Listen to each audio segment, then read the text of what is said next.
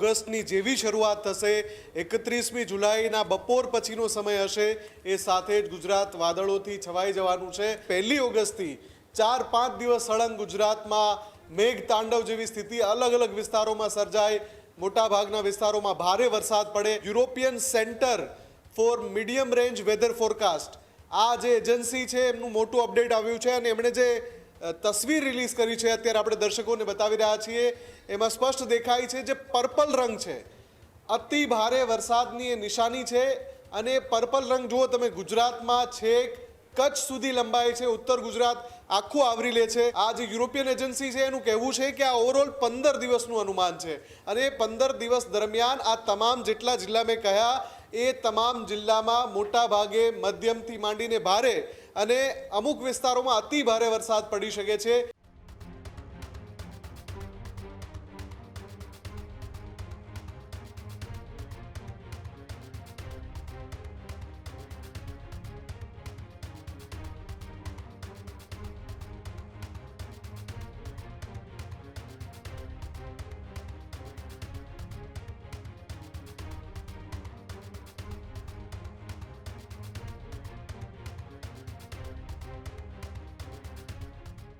ગુજરાતમાં ચોમાસા અંગે યુરોપિયન એજન્સીઓએ જે ફોરકાસ્ટ છે તે જાહેર કર્યું છે। ગુજરાત સહિત સમગ્ર દેશમાં ચોમાસું ભૂક્કા બોલાવશે। આગામી 15 દિવસ ચોમાસું ભૂક્કા કાઢે તેવા સંકેતો છે। તો આ તરફ યુરોપિયન વેધર એજન્સીએ ગુજરાત માટે મોટું અનુમાન પણ લગાવ્યું છે। ઓગસ્ટના પહેલા 15 દિવસ ગુજરાતને મેઘરાજા ધમરોળશે। ઉત્તર ગુજરાત અને મધ્ય ગુજરાતમાં ભારે મેઘ ખાંગા થઈ શકે છે, જ્યારે મધ્ય ગુજરાતમાં ક્યાંક આબ ફાટે તેવી સ્થિતિ પણ સર્જાઈ શકે છે। દક્ષિણ ગુજરાતમાં પણ ફરી મેઘ તાંડવના સંકેતો મળી રહ્યા છે। કચ્છ સૌરાષ્ટ્રના મોટા ભાગના વિસ્તારોમાં ભારે વરસાદ પડવાની સંભાવના છે।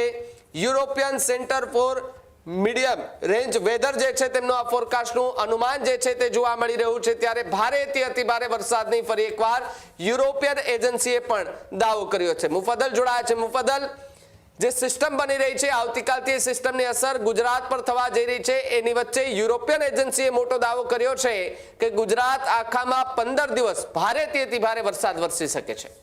બિલકુલ લગાતાર છેલ્લા કેટલાય દિવસથી અલગ અલગ વેધર એક્સપર્ટ અને કેન્દ્રીય હવામાન વિભાગ તો કહી જ રહ્યું છે કે ઓગસ્ટની જેવી શરૂઆત થશે 31મી જુલાઈના બપોર પછીનો સમય હશે એ સાથે જ ગુજરાત વાદળોથી છવાઈ જવાનું છે અને જેમ જેમ રાત પડશે એ સાથે જ જે મેઘાવી સિસ્ટમ જે મહાકાય સિસ્ટમ એ ગુજરાતના મોટા ભાગના વિસ્તારને આવરી લે એવી સંભાવના છે અને 1 ઓગસ્ટથી 4-5 દિવસ સળંગ ગુજરાતમાં મેઘ તાંડવ જેવી સ્થિતિ અલગ અલગ વિસ્તારોમાં સર્જાય, મોટા ભાગના વિસ્તારોમાં ભારે વરસાદ પડે।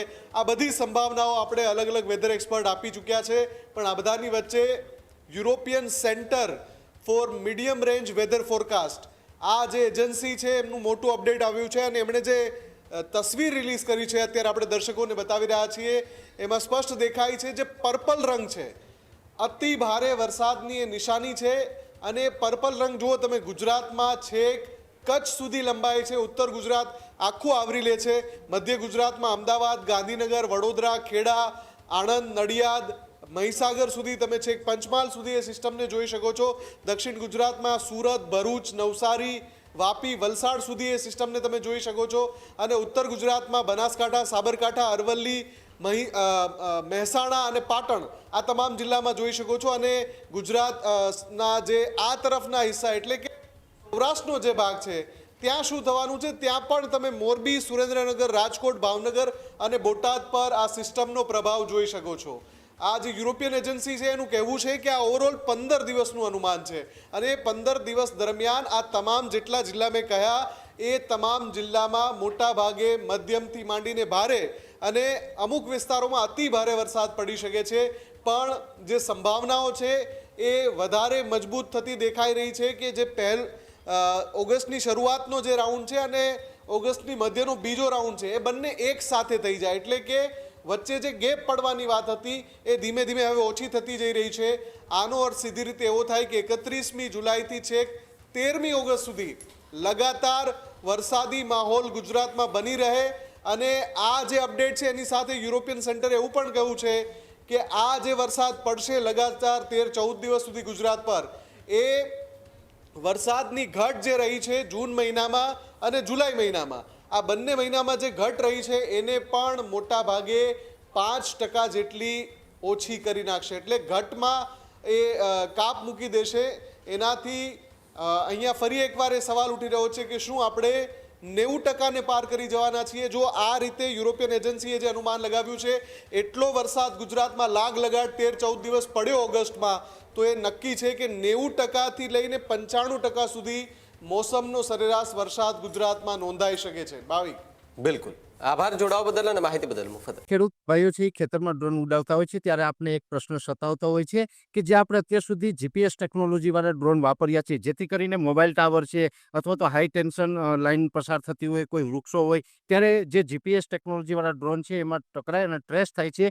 પણ એગ્રીવન લાવ્યું છે જીએનએસએસ ટેકનોલોજી ડ્રોન, જેથી કરીને એ ડ્રોન છે એ કોઈ જગ્યાએ ટકરાય નહીં, પોતાની રીતે જ ડિસિઝન લે છે અને મૂવ થઈ જાય છે, જેથી કરીને જીએનએસએસ ટેકનોલોજી ડ્રોન છે એ વાપરવાનો આગ્રહ રાખો.